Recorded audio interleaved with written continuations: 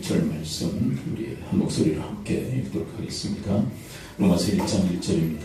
함께 읽죠. 시작. 예수 그리스도의 종 바울은 사도로 부르심을 받아 하나님의 복음을 위하여 특정함을 입었으니. 아멘. 오늘부터 로마서를 우리가 함께 말씀을 듣게 되었는데요.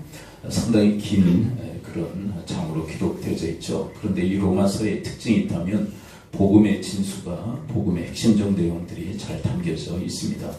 특별히 로마 교회는 이 사도 바울이 세운 교회는 아닙니다. 이 흩어진 성도들이 로마에까지 이르러 세웠던 교회가 바로 로마 교회죠.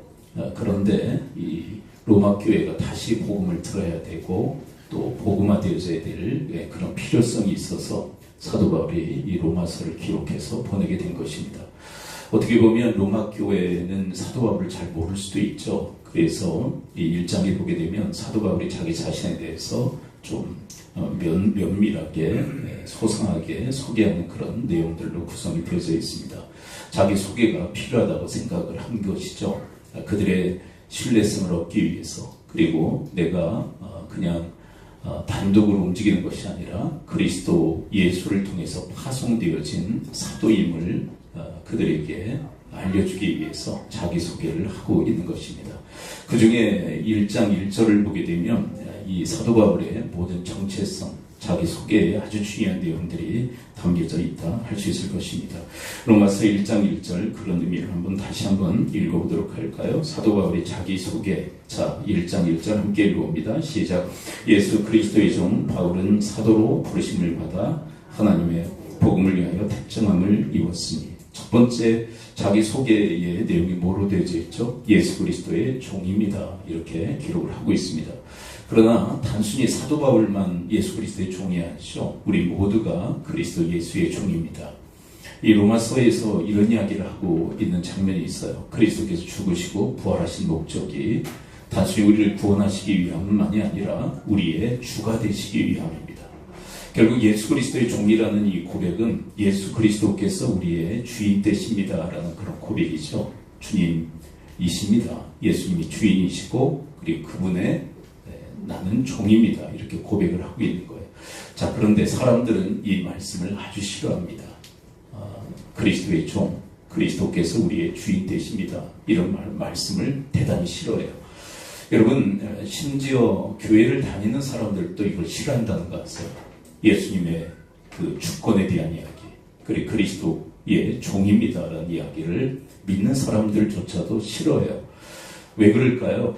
다른 이유가 아니라 내가 주인 노릇하고 싶어서 이 말씀이 싫은 거예요. 내가 주인 노릇하기를 원하지 예수 그리스도의 주권을 인정하고 그분의 종 노릇하기를 싫어하기 때문에 이 말씀에 대한 거부감들이 있다는 것이죠.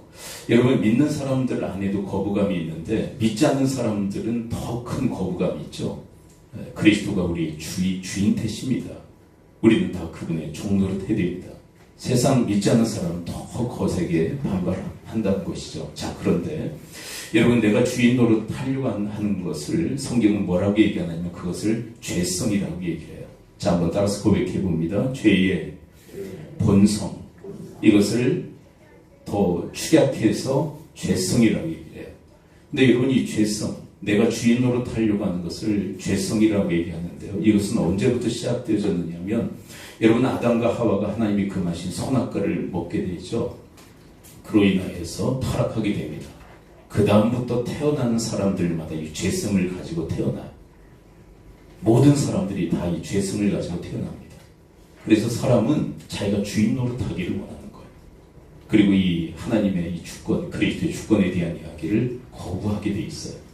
내가 주인 노릇하려고 하는 이 죄성을 가지고 태어나기 때문에 그래요. 근데 여러분, 이 죄성은 어떤 역할을 하느냐 하면 죄의 뿌리라고 얘기합니다. 이 죄성으로부터, 이 죄의 본성으로부터 온갖 죄악들이 출현하게 된다라고 성경은 이야기를 하고 있어요. 이 죄성을 또 성경은 뭐라고 이야기하고 있냐면 육신이다, 육체다 이렇게 표현하기도 하죠. 육체는 우리의 바디를 얘기하는 것이 아니라 그 죄성을 의미하는 거예요. 근데 이 육신, 이 죄성은 언제부터 타고나게 되었는가? 아담과 하와의 타락에 의해 이 땅에 출현하는 모든 사람들은 이 죄성을 가지고 태어나요. 근데 이 죄성에 사로잡히면 온갖 죄악들을 저지르죠.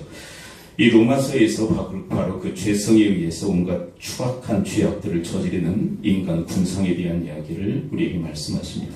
로마서 1장 29절부터 우리 32절까지 함께 읽어보는데요. 이런 죄악들이 어디에서 기인하느냐? 이 죄성으로부터 기인한다라고 얘기하죠. 로마서 1장 29절부터 함께 한번 쭉 읽어내려가요. 시작. 곧 모든 불의, 추악, 탐욕, 악의가 가득한 자요, 시기, 살인, 분쟁, 사기, 악독이 가득한 자요, 수근수근하는 자요, 30, 비방하는 자요, 하나님께서 미워하시는 자요, 능욕하는 자요, 교만한 자요, 자랑하는 자요, 악을 도마는 자요, 부모를 거역하는 자요, 31, 32, 우매한 자요, 배역하는 자요, 무정한 자요, 무자비한 자라. 그들이 이 같은 일을 행하는 자는 사형에 해당한다고 하나님께서 정하심을 알고도 자기들만 행할 뿐 아니라 또한 그런 일을 행하는 자들을 옳다 하느니라. 여러분, 이런 온갖 죄악들을 저지르면서 자기가 잘못된 줄도 모르고 이것을 또한 권장하는 삶을 살아갑니다. 이건 왜 그러느냐? 죄성에 사로잡혔기 때문입니다. 이 죄성, 육신에 사로잡혔기 때문에 이런 온갖 죄악들을 저지릅니다. 그래서 여러분, 이 죄성에 사로잡히면요, 죄의 종이 될 수밖에 없어요. 근데 여러분, 이 죄성이 뭐라고 그랬죠? 내가 주인 되려고 하는 거. 그래서 결코 성경은 내가 주인 노릇하는 것을 낭만적으로 얘기하지 않습니다. 그거는 죄의 본성이고 그건 육신이다. 거기에 사로잡히면 이런 온갖 죄악들을 저지를 수밖에 없다. 여러분, 우리 사회를 보게 되면 이런 죄악이 아주 관용해 있잖아요. 아주 가득합니다. 왜 그럴까요? 이 죄성에 사로잡혀 있기 때문에 그래요. 그런데 사도 바울은 오늘 본문 첫 일성으로 뭐라고 얘기하죠? 로마서 1장 1절 다시 돌아가서 함께 한번 읽어볼까요? 1장 1절 시작. 예수 그리스도의 종 바울. 나는 죄의 종이 아니다. 난 이제 죄의 종이 아니라 예수 그리스도의 종이 되었습니다. 나의 주인은 예수 그리스도입니다. 그런데 여러분, 죄의 종과 상반되는, 대비되는 개념으로 이것을 뭐라고 얘기하느냐 하면 예수 그리스도의 종을 뭐라고 또 표현하느냐면 의의 종이다라고 표현해요. 이것을 이제 로마서 살피다 보면 이 의의 종에 대한 이야기예요. 근데 의의 종과 예수 그리스도의 종은 하나로 가게 돼 있어요. 그래서 여러분, 사도 바울의 삶의 모습을 보게 되면 의가 풍성하잖아요. 의가 풍성해요. 왜 그럴까요? 바로 의의 종, 그리스도의 종노릇 하기 때문에 의가 풍성한 거예요. 여러분과 저의 인생 속에 이 죄의 본성에 의해서 살아서 죄의 종노릇 하는 삶이 아니라 예수 그리스도의 종이 되어서 그분의 주권을 인정하고 그분의 통치와 다스림을 받아 여러분들 안에 의가 풍성한 삶을 살아갈 수 있게 되기를 축원을 드립니다.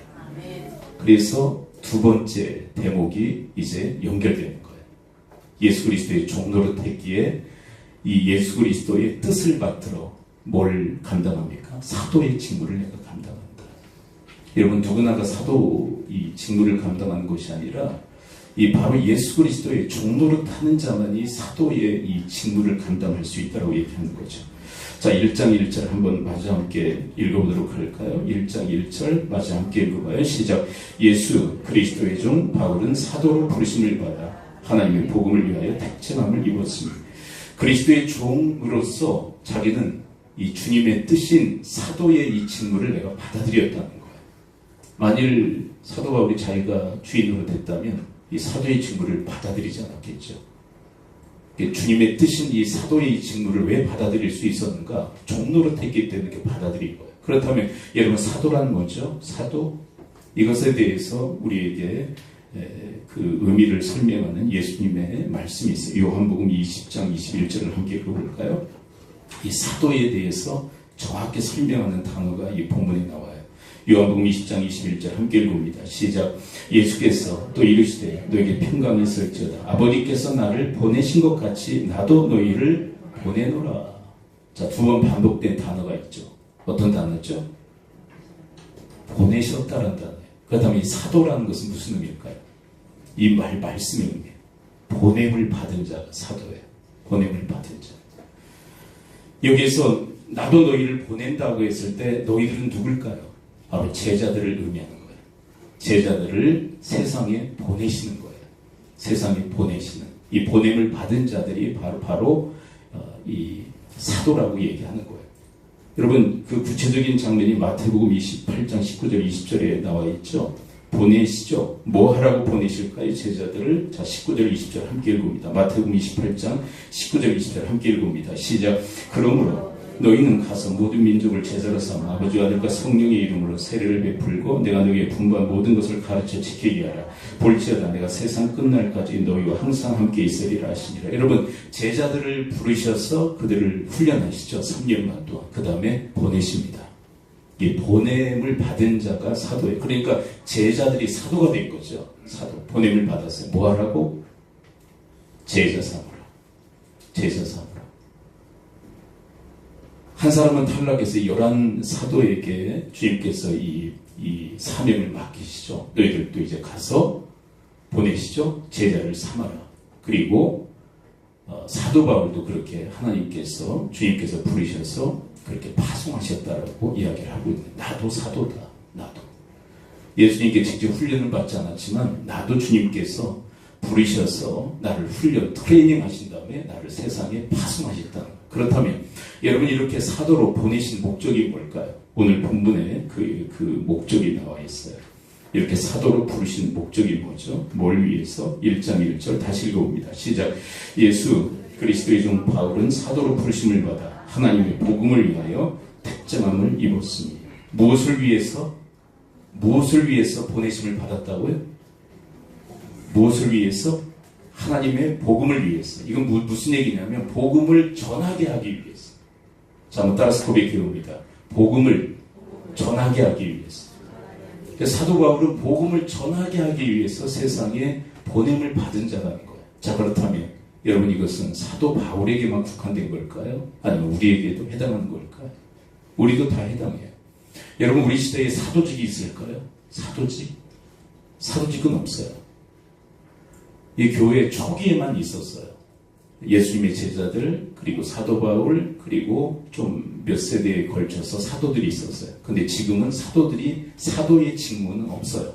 근데 사도들이 감당했던 사명은 여전히 교회가 계승하고, 사도들의 그 사명은 우리 성도들이 계승하고 있는 거예요. 그래서 사도의 직무는 없지만, 그 직책은 없지만, 우리가 그 사도의 그 사명을 우리가 다 계승하는 자들이 된 거예요. 그래서 이렇게까지 해석을 해요. 왜 특별한 그 사도직이 없어졌느냐? 이게 보편화되었기 때문에 그렇다. 보편. 모든 성도들이, 사도들이 감당했던 사명을 감당하는 시대가 되었기 때문에 사도직이 폐해진 것이다라고 얘기해요. 어떤 특별한 사람들만 이 사도의 사명을 감당하는 것이 아니라 모든 교회와 그리고 모든 성도들이 이 사도의 직무를, 이 사명을 감당하는 시대가 되었기 때문에 사도직은 사라진 것이다라고 얘기해요. 우리가 이 사명을 감당해야 되겠죠. 복음을 전하게 하기 위해서 우리 또한 세상에 파송을 받은 존재들이라는 거. 그 다음에 여러분, 복음은 도대체 뭐기에 이 복음을 왜 전하라고 얘기하시는 걸까요? 이 로마서를 통해서 이 복음을 왜 전하라고 하는지, 복음 전하는 그 목적에 대해서 우리가 함께 좀 살펴봅니다. 로마서 1장 16절을 함께 읽어보도록 할까요? 로마서 1장 16절 함께 읽어봐요. 시작. 내가 복음을 부끄러워하지 아니하노니 복음 모든 믿는 자에게 구원을 주시는 하나님의 능력이 됨이라. 먼저는 유대인에게요, 그리고 헬라인에게로다. 여러분, 구원을 왜 전하라고요? 왜 그 복음을 전해야 됩니까? 구원하시는 하나님의 능력이기 때문에 그래요. 여러분, 우리를 구원하는 오직 유일한 길은 복음밖에 없다라고 얘기하는 거예요. 여러분들이 구원받은 그 복음을 들었기 때문에 그래요. 그리고 아직도 구원받지 못한 사람들을 구원하는 하나님의 능력도 복음밖에 없는 거예요. 여러분, 세상에서는 볼멘소리를 하죠. 막 항의도 하죠. 왜 그리스도 이외에 구원이 없다고 얘기하느냐? 왜 오직 예수만 믿어야만 구원이 있다고 얘기하느냐? 여러분, 그게 진리이기 때문에 그래요. 여러분, 어떤 분이 그런 얘기를 하더라고요. 아이들 요즘 뭐 고등학교 3학년 되면 무슨 시험을 보죠? 옛날에 학력고사 그랬는데 수학, 능력 시험을 치르죠. 근데 여러분, 답이 2개나 3개가 되버리면 어떻게 될까요? 이 성답 중에 하나를 이렇게 골라야 되는데 답이 2개가 되면 어떻게 되죠? 난리가 납니다. 그렇죠? 답은 하나예요. 그렇죠? 근데 어떤 경우는 이게 잘못 출제가 되고 어떻게 잘못 이렇게 돼서 답이 두 개인 경우가 발생하면 엄청난 혼란에 빠집니다. 여러분, 우리를 구원하시는 이 구원의 이 능력은 오직 예수 그리스도밖에 없는 거예요. 우리가 어떤 처지에 있었습니까? 죄와 사망의 존재예요. 근데 이런 죄와 사망에서 건지실 분은 오직 예수 그리스도밖에 없는 거예요. 왜요? 그분이 하나님이신데 이 땅에 오셔서 우리를 대신해서 죽으시고 다시 살아나셨기에 그분을 믿는 자마다 죄사함을 받고 그리고 사망에서 건짐을 받아 구원함을 얻게 된 거죠. 예수 그리스도 이외에 죄와 사망에서 건질 존재가 없는 거예요. 여러분, 많은 종교의 창시자들이 있죠. 근데 그들이 우리를 구원하기 위해서 무슨 일을 행했나요?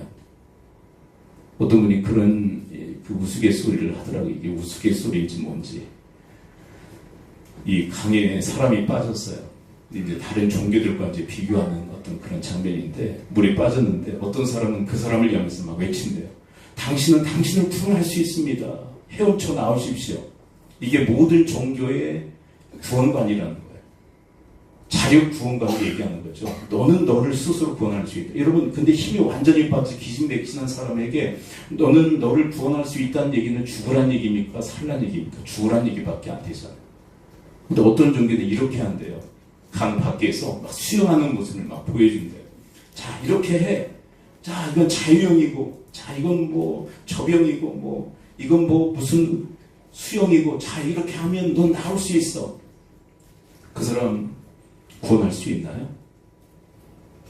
근데 뛰어들어서 그 사람을 건져내고 그리고 그 물에 떠내려가 죽은 존재가 있습니다. 그분은 바로 예수 그리스도입니다. 여러분, 우리를 구원하시기 위해서 이 죽음에 뛰어드신 분이 예수 그리스도예요. 우리를 죽음의 재앙 가운데서 건지시기 위해서 오직 이 죽음에 뛰어드신 분, 하나님이셨던 바로 예수 그리스도 이외에는 없는 거예요. 그분이 우리를 건져내시고 우리를 대신 죽어주심으로 우리의 죄와 사망이 해결되어지고 그분이 다시 살아나심으로 우리가 새 생명을 얻게 되어진 줄 믿습니다. 이 복음이 사람을 구원하는 능력이기에 이 복음을 전해야 된다. 그리고 전하고 있는 거예요. 여러분, 제가 아버지 학교 사역을 할 때는요, 이 강사들이 참 부족해서 막 전국적으로 돌아다녀서, 요즘은 이제 거의 그렇게 하잖아요. 그냥 인근에만 이렇게 다니는데 어떤 때는 삼척에 불려갈 때가 있어요. 뭐 제주도나 부산은 좀 편해요. 왜냐하면 그냥 비행기 타거나 KTX 타면 그냥 빠른 시간에 갔다 올 수 있어요. 근데 삼척은 아니에요. 이건 여러 시간 버스를 타고 가서 그리고 끝나자마자 밤새 와야 돼요. 그럼 새벽에 서울에 한 3시쯤에 도착을 하면 거의 총알택시 타고 인천에 와서 잠깐 한 2-3시간 잤다가 주일을 섬기는 그런 일들이 상당히 많았어요. 지방에 갔다 오면요, 이루 말할 수 피곤한 주일을 맞게 돼요. 그럼에도 불구하고 왜 그 사역을 계속했느냐면 복음을 전할 수 있기 때문에 그래요. 복음을. 제가 주 강의 내용이 뭐냐면 영성에 대한 얘기거든요. 근데 영성의 끝부분에서 뭘 얘기하냐면 예수 그리스도의 복음을 전할 수 있는 기회가 주어져요. 근데 왜 그런 환경 속에서도 왜 뛰어다녔느냐? 지금도 마찬가지예요. 복음을 전할 수 있는 기회가 주어진다면 갑니다. 피곤하죠. 힘들죠. 여러분, 토요일이라고 하는 시간은요, 목회자들에게 있어서 황금 때예요. 황금 시간대예요. 왜냐하면 주일을 준비하는 시간이기 때문에. 근데 그 시간을 할애한다는 거, 뭐 쉬운 일이 아니죠. 그럼에도 불구하고 왜 그렇게 했느냐? 그리고 지금도 왜 그렇게 하고 있느냐? 복음을 전할 수 있기 때문에, 그 복음만이 구원하는 하나님의 능력이기 때문에 복음을 사도 바울은 전하고 있는 거예요. 여러분들의 인생 속에서도 이 사도성, 이 사도의 이 사명을 또한 여러분들이 계승하는 자들 되어지기를 축원을 드립니다. 이제 몇몇 사람만 특별하게 감당하는 그런 직무가 된 게 아니라 우리 모든 사람들이 다 감당해야 될 그런 사명이 된 거예요. 그래, 여러분, 이 복음을 왜 전하라고 얘기할까요?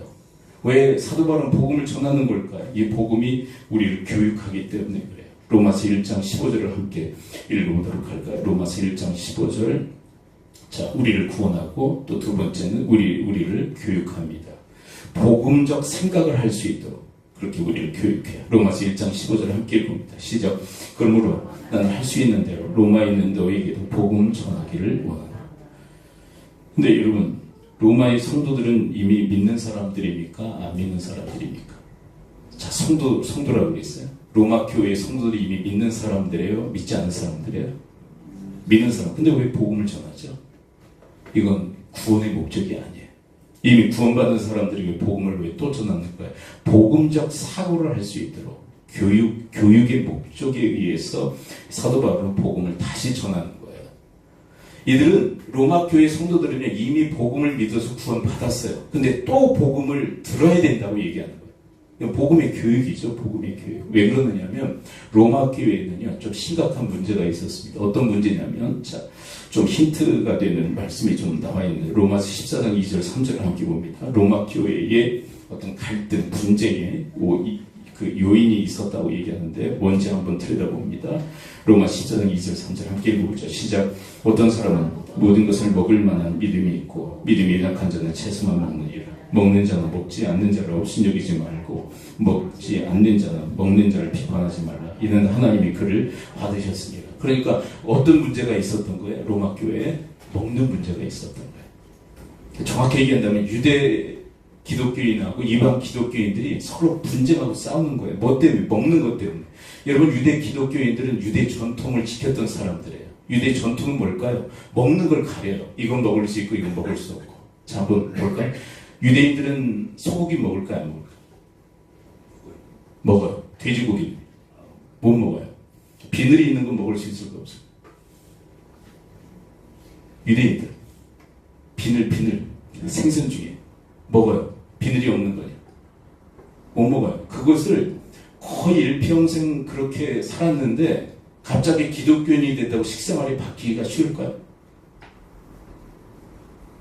여지껏 그렇게 그 음식 전통을 지켜오다가 기독교인이 됐다가 자유롭게 됐다가 무엇인지만 먹을 수 있을까요? 그 힘든 일이에요. 여러분들이 안 드셨던 음식 드셔보시라고 하면 손뜻 내키십니까? 그런 거나 마찬가지죠. 근데 이방 기독교인들은요, 지금까지 어떻게 살았어요? 모든 걸 다 그냥 드셨어. 기독교인이 됐어. 근데 이 두 그룹이 한 교회에서 신앙생활 하니까 같이 이 식사 교제를 하잖아요. 근데 여기서는 안 먹어. 여기서는 다 드시고. 여기에서요, 뭐라고 되어져 있어요? 3절에 업신여기고 비판하게 된 거예요, 서로. 쟤들은 왜 저러냐? 기독교인이 됐는데도 그리스도 예수 안에서 우리는 다 자유하게 되는데 뭐든지 다 먹을 수 있는데 저 유대인들은 왜 저 모양 저꼴인지 모르겠어. 그 유대인들은 뭐라고 또 이방인들을 비판할까요? 어떻게 저렇게 다 잡수시냐? 어떻게 저렇게 다 그냥 먹냐? 막 그러면서 비판하고. 근데 이런 것들이 막 팽배한 거예요. 여러분, 별일 아닌 것 같은데 이것 때문에 거의 두 쪽이 날 만큼 교회에 문제가 있었어요. 근데 이들에게 뭘 교육하는 거예요? 복음을 교육하는 거예요. 복음이 뭔지 알아? 자, 이 본문에도 복음이 담겨져 있습니다. 14장 3절을 한번 다시 한번 읽어봐요. 14장 3절에 보면 복음이 담겨져 있어요. 자, 어떤 복음이 담겨져 있는지 여러분들이 한번 두드려 찾아보십시오. 3절 함께 읽어봅니다. 시작. 먹는 자는 먹지 않는 자를 업신여기지 말고 먹지 않는 자는 먹는 자를 비판하지 말라. 이는 하나님이 그를 받으셨습니다. 여러분, 이게 복음이에요. 유대인이나 이방인이나 하나님이 다 받으셨습니다. 하나님이 용납하셨는데 당신들이 뭐라고 그렇게 업신여기고 비판합니까?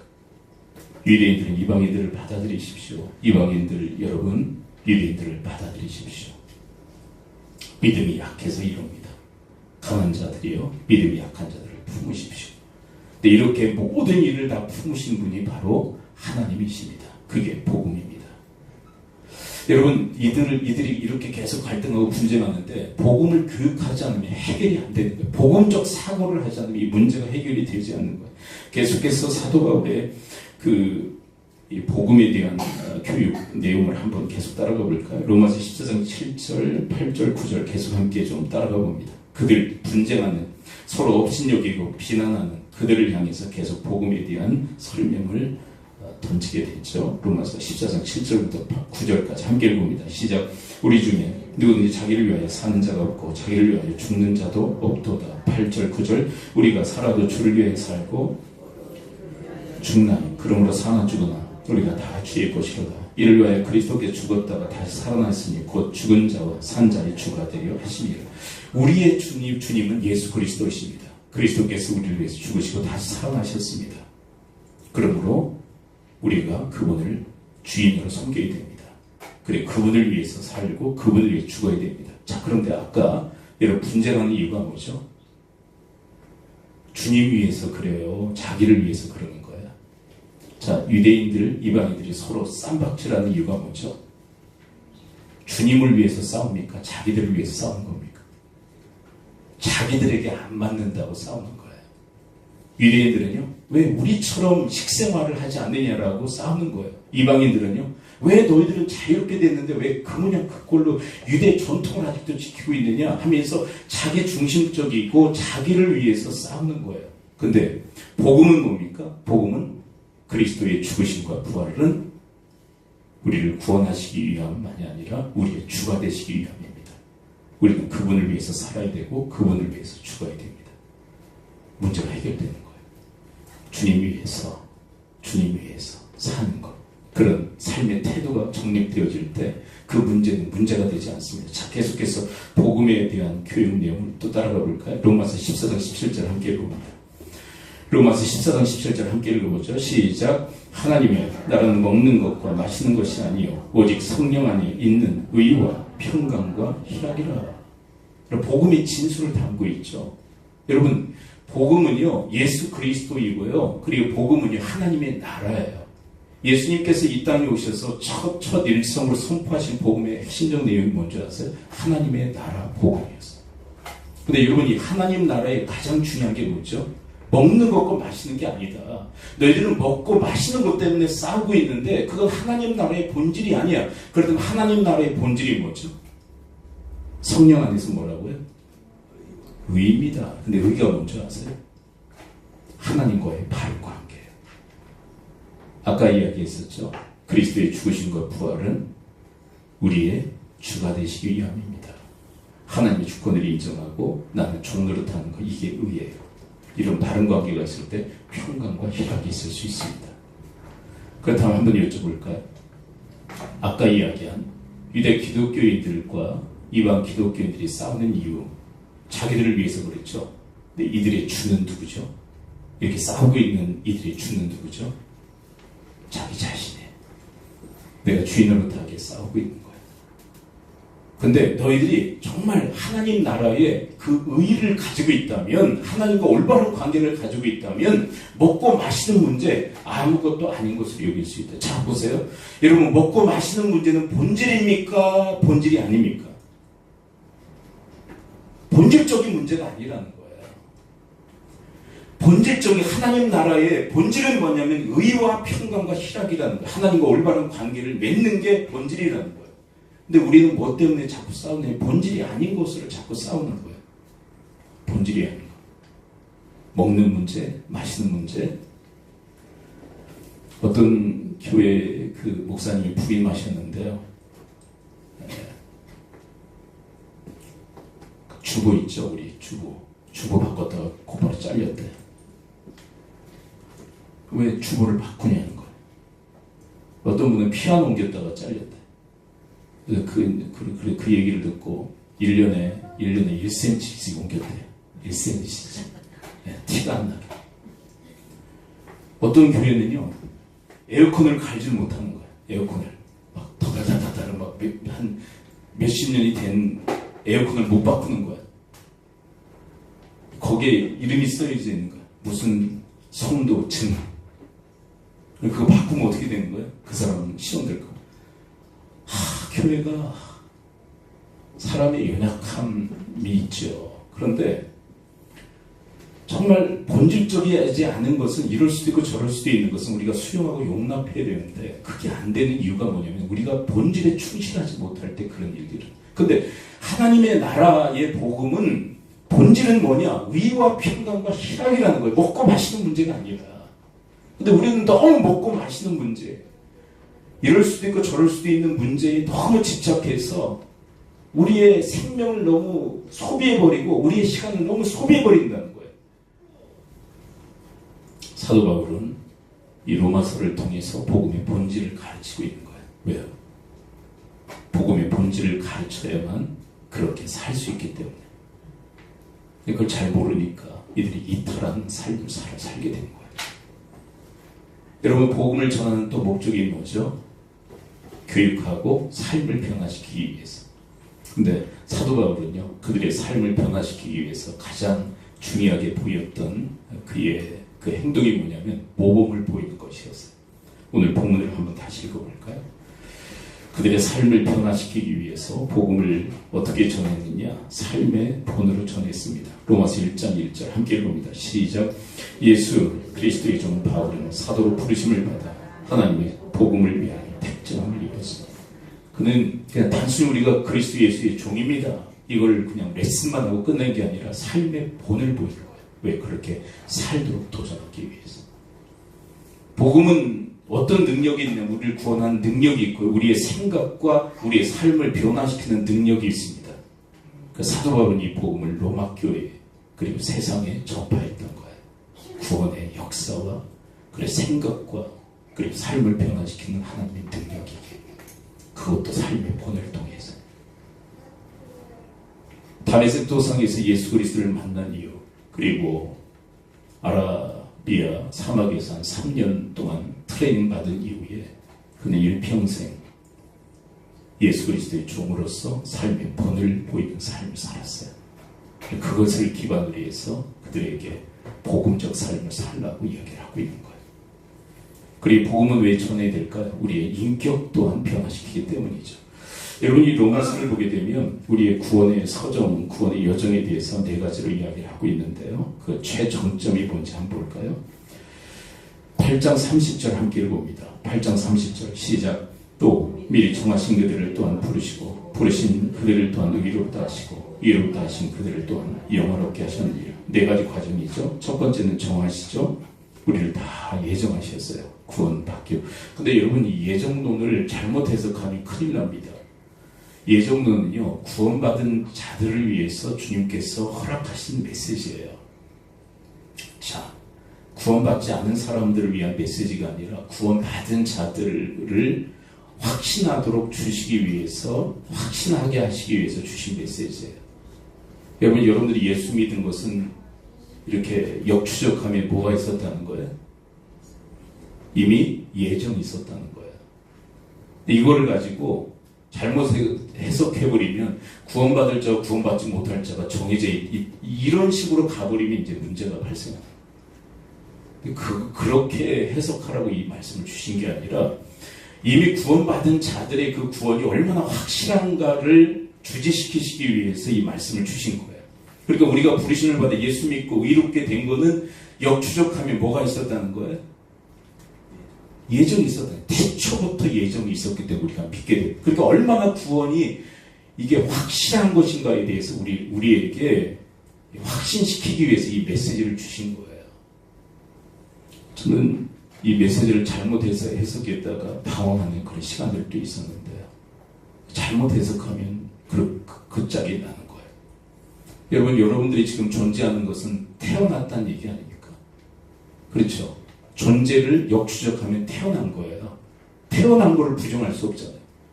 여러분들이 예수 그리스도 믿어 구원을 받았다면, 역추적한다면 이미 예정되어진 것이 확실하다는 거예요. 얼마나 우리의 구원의 확신을 하나님께서 확신시키시기 위해서 이 말씀을 주시는지 몰라요. 자, 예정하시고 그리고 때가 되니 부르셔서 뭐 하게 하셨어요? 의롭다 하시고 예수 믿어 의롭게 하셨고, 이제 마지막 단계는 뭐죠? 영화롭게 하실 것입니다. 근데 영화가 뭐죠? 29절을 한번 봅니다. 로마서 8장 29절 함께 읽어봐요. 시작. 하나님이 미리 아신 자들을 또한 그 아들의 형상을 본받게 하기 위하여 미리 정하셨으니 이는 그로 많은 형제 중에서 맏아들이 되게 하려 하심이니라. 이 29절에서 30절의 영화에 해당하는 말씀이 뭐죠? 영화에 해당하는 말씀이 뭐죠? 이 말씀이에요. 그 아들의 형상을 본받게 하기 위하여. 이게 영화예요. 여러분, 우리를 구원하신 궁극의 목적이 있다면 아들의 형상을 본받게 하기 위해서, 아들의 형상을 닮게 하기 위해서 우리를 구원하신 줄 믿습니다. 이 인격적 변화를 일으켜요. 근데 그 인격적 변화를 일으키는 원동력이 뭐냐? 복음이에요. 그 사도 바울 심혈을 기울여 로마서 전반부에 복음을 이야기하고 있는 거예요. 이 복음이 여러분들의 형상까지도 변화시키실 것입니다. 이 복음의 능력이 그렇습니다. 구원하고 생각과 삶과 인격을 변화시키는 하나님의 능력입니다.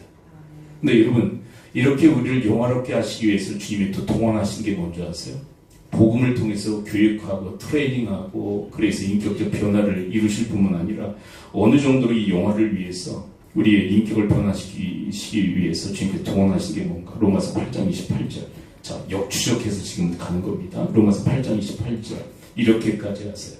로마서 8장 28절 함께 읽어봅니다. 시작. 우리가 알거니와 하나님을 사랑하는 자, 그의 뜻대로 부르심을 입은 자들에게는 모든 것이 합력하여 선을 이루느니라.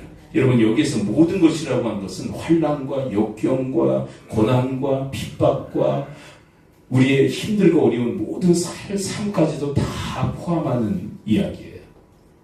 여기에 뭐 좋은 것도 다 포함돼요. 맞아요. 그런데 우리가 생각하는 모든 역경과 환난과 고난, 그리고 안 좋다고 생각하는 모든 것 또한 합력해서 선을 이루게 하십니다. 근데 이 선이 뭐죠?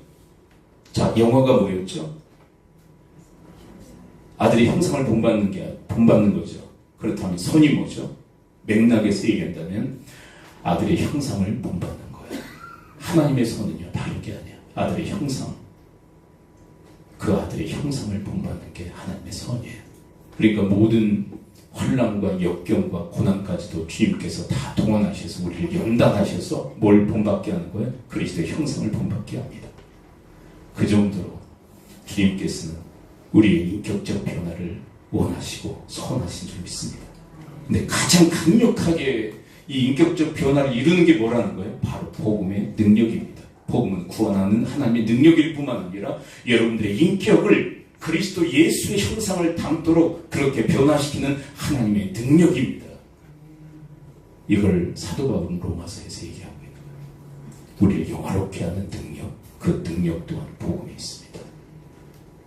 이 복음에 대해서 그러니까 다시 재교를 받아야 된다고 사도 바울은 얘기하고 있는 거예요. 그래서 복음 전하는 일에 사도 바울이 힘써왔던 거예요. 근데 우리는 어디까지만 알고 있느냐면 그냥 구원하는 이 과정만 알고 있죠. 구원하신다. 근데 생각과 삶과 인격을 변화시키는 이 총체적인 하나님의 이 능력에, 이 복음의 능력에 대해서는 우리가 잘 몰라요.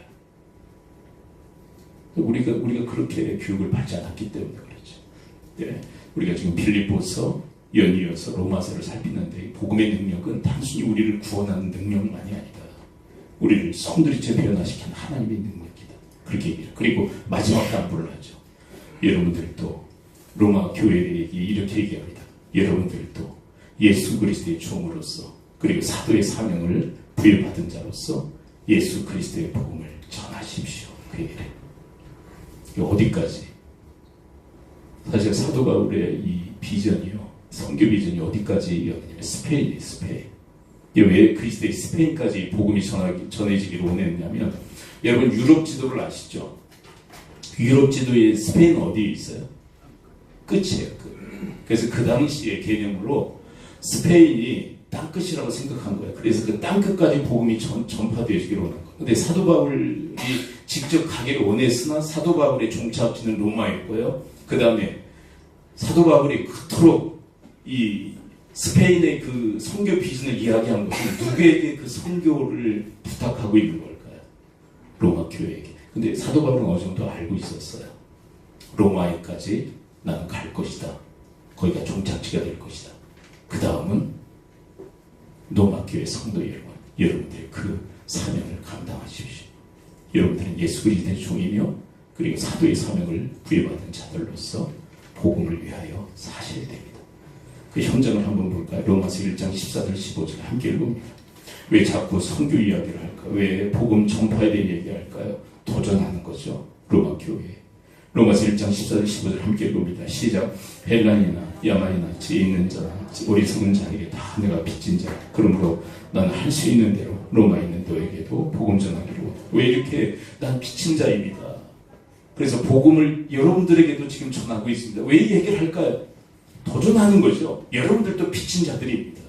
사랑의 빚진 자, 복음의 빚진 자들. 누군가 나를 사랑했기에 내가 구원함을 얻어 영생을 얻지 않았습니까? 그리고 누군가 나에게 복음을 전해서 내가 복음 믿고 구원함을 얻지 않았습니까? 그럼 다 빚진 자들 아닙니까? 여러분들도 빚진 자들입니다.